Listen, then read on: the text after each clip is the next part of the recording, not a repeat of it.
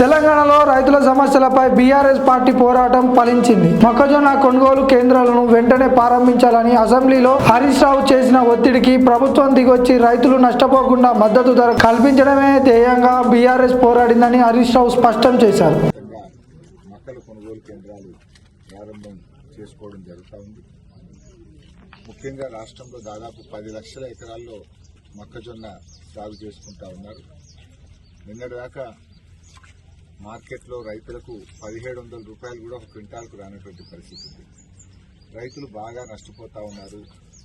2400 మద్దతు ధర ఉంటే 16-1700కే మొక్కలు అమ్ముకుంటా ఉన్నారు. ఈ పరిస్థితుల్లో రైతులు నష్టపోవద్దు, వెంటనే కొనుగోలు కేంద్రాలు స్టార్ట్ చేయాలని మొన్న అసెంబ్లీలో గట్టిగా ఒత్తిడి చేయడం జరిగింది. ప్రభుత్వం దిగొచ్చి ఇలా రాష్ట్ర వ్యాప్తంగా కొనుగోలు కేంద్రాలు చేయడం జరిగింది.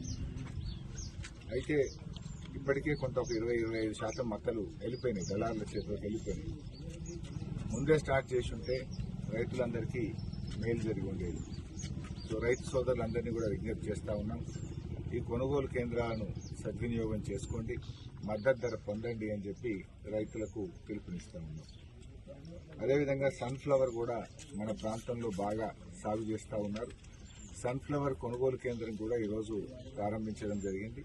సన్ఫ్లవర్కు 7,721 రూపాయలు మద్దతు ధర ఉంది, 7,721. సన్ఫ్లవర్ రైతులు కూడా మరి ఈ కొనుగోలు కేంద్రాలు సద్వినియోగం చేసుకొని మంచి ఆదాయాన్ని పొందాలని చెప్పి కూడా రైతులకు పిలుపునిస్తా ఉన్నాం.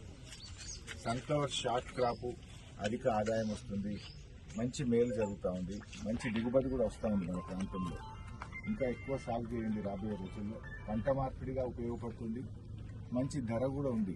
మద్దతు ధర 7,721 రూపాయలు ఉంది కనుక తొందరగా కూడా అయిపోతుంది. షార్ట్ డ్యూరేషన్ దీని ఇంకా ఎక్కువ సాగు చేయాలని చెప్పి కూడా ఈ సందర్భంగా రైతు సోదరులకు పిలుపునిస్తా ఉన్నాం.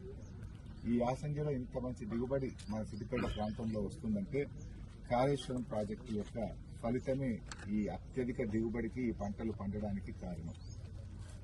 ఇవాళ సిద్దిపేట నియోజకవర్గం ఒకప్పుడు 8,000 ఎకరాల్లో యాసంగి సాగు ఉంటే ఇవాళ 80,000 ఎకరాల్లో యాసంగి సాగు జరుగుతూ ఉంది. అంటే దాదాపు 10 టైమ్స్ పెరిగింది. 8,000 వర్సెస్ 80,000. అంటే ఇంత సాగు పెరగడానికి కారణం మరి కాళేశ్వరం జలాలు. నాకు బాగా గుర్తు, 2005వ సంవత్సరంలో కరువు వచ్చింది.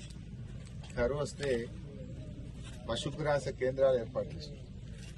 చిన్న కోడూరులో, రాజగోపాల్పేటలో, నంగునూరులో పశుగ్రాస కేంద్రాలు పెట్టారు. అంటే పశువులను బతికించడానికి 40 లక్షల మెట్రిక్ టన్నుల గడ్డి తెచ్చి రైతులకు సప్లై చేసినారు. అంటే పశువులను బతికించడానికే గడ్డి తెచ్చుకున్నాం ఆంధ్రాకి.